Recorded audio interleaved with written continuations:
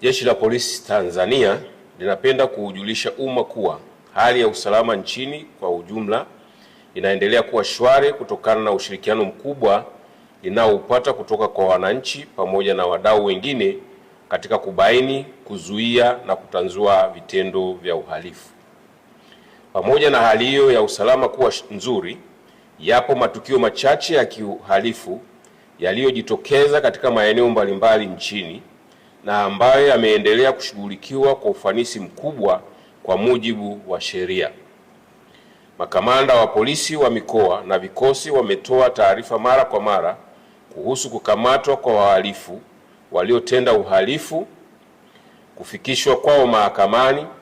na kwa baadhi yao kupatikana na hatia na kuhukumiwa kwa mujibu wa sheria.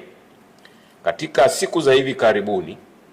kumekuwa na maswali kutoka kwa baadhi ya wananchi kuhusu namna Jeshi la Polisi linavyofuatilia na kushughulikia vitendo vya uhamasishaji wa uvunjifu wa amani unaoonekana kufanywa na baadhi ya watu kupitia mitandao ya kijamii. Jeshi la Polisi linapenda kufahamisha umma kuwa linafuatilia kwa karibu sana shughuli zote za aina hiyo zinazofanywa na baadhi ya watu hao ambao awali walikuwa wakihamasishana kufanya maandamano nchini tarehe 7 Julai. Kutokana na ufuatiliaji unaofanywa na Jeshi la Polisi kwa saa 24 kupitia mifumo mbalimbali pamoja na kwenye mitandao ya kijamii, imebainika kuwa watu hao wameondoka kwenye ajenda ya kuhamasisha maandamano yasiyozingatia matakwa ya sheria na sasa wanahamasishana kufanya vitendo vya uhalifu. Miongoni mwa vitendo hivyo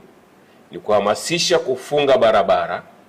uchomaji moto wa shule ili kusababisha taharuki kwa wazazi na walezi,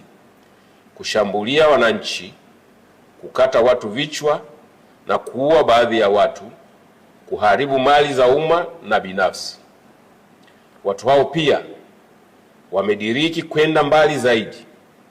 kwa kuhamasishana kupitia majukwaa mbalimbali ya mitandao ya kijamii kuvamia askari wa vyombo vya ulinzi na usalama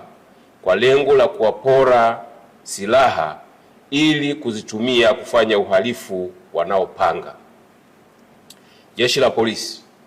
linapenda kusisitiza kuwa uhamasishaji wa uhalifu huo wa kijinai unaofanywa chini ya kivuli wanachokiita haki ya kufanya maandamano ya amani haukubaliki kwa sababu ni kinyume na sheria za nchi, misingi ya utawala wa sheria pamoja na mikataba ya kikanda na kimataifa na ni hatari kwa usalama wa nchi. Hivyo,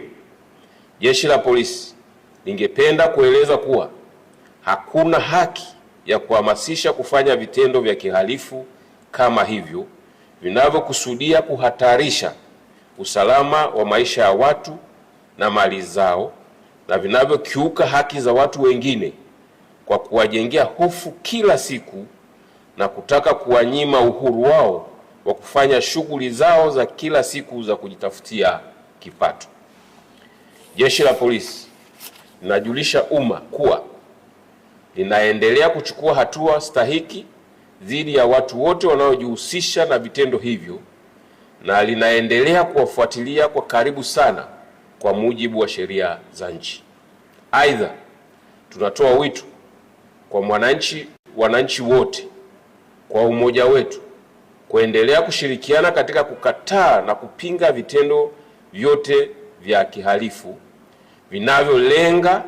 kuhatarisha maisha ya wananchi, mali zao na mali za umma na amani ya nchi. Vile vile, mtu yeyote anayepokea ujumbe unaohamasisha uhalifu wa aina hiyo anashauriwa kutousambaza, bali kuufuta na kutoa taarifa kwa vyombo husika ili kuchukua hatua. Mwisho, Jeshi la Polisi linawahakikishia wananchi wote kuwa hali ya usalama nchini itaendelea kuwa shwari, yenye amani, utulivu na usalama, kwani vitaendelea kulindwa na kudumishwa kwa ushirikiano wa karibu sana kati ya Jeshi la Polisi pamoja na vyombo vingine vya ulinzi na usalama.